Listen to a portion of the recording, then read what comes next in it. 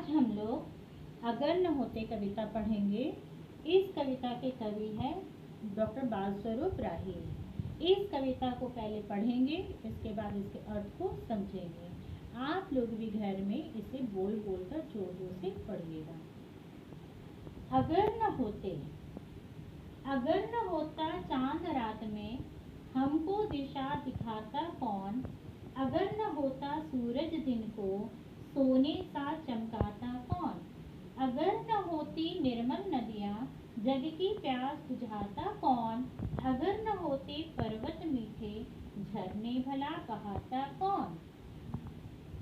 अगर न होते बादल, नभ में इंद्रधनुष रच पाता कौन।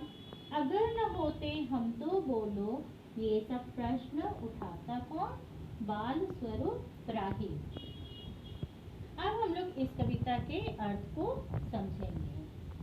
कवि कहते हैं कि अगर इस संसार में चांद रात के समय नहीं होता, अगर न होता चांद रात में, अर्थात रात के समय चांद नहीं दिखाई देता, तो रात के समय हमें दिशा कौन बताता, हमको दिशा दिखाता कौन, हमें दिशा का ज्ञान कैसे होता।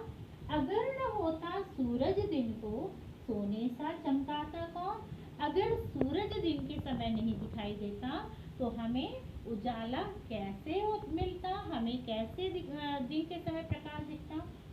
अगर न होती निर्मल नदियाँ, निर्मल अर्थात स्वच्छ, साफ। अगर साफ नदियाँ संसार में नहीं बहती, तो इस जग, यहाँ पर जग का तात्पर्य है संसार से, यानी संसार के लोगों का प्यास कौन बुझाता, हमें पीने के लिए पानी कहाँ से मिलती।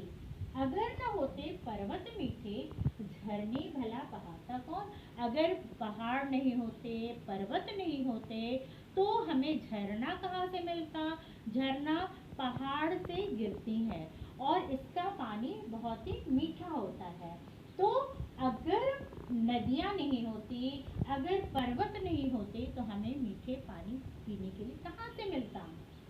अगर न होते बादल, कवि कहते हैं कि नभ यानी आकाश, आकाश में अगर बादल नहीं होता तो वर्षा नहीं होती, और वर्षा नहीं होती तो इंद्रधनुष कहाँ से दिखाई देता।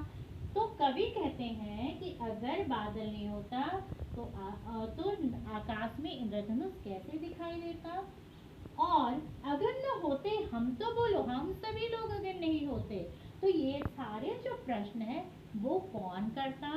यानी कवि कहते हैं कि इस संसार में बहुत सारी चीजें हैं, जैसे नदी है, तालाब है, झरना है, सूरज है, चांद है। तो ये सारी जो प्राकृतिक चीजें भगवान ने हमें दी हैं, इन सारी प्राकृतिक चीजों का हमारे जीवन में बहुत ही महत्व है, और इन सारी चीजों का हमें देखभाल करना जरूरी है। धन्यवाद।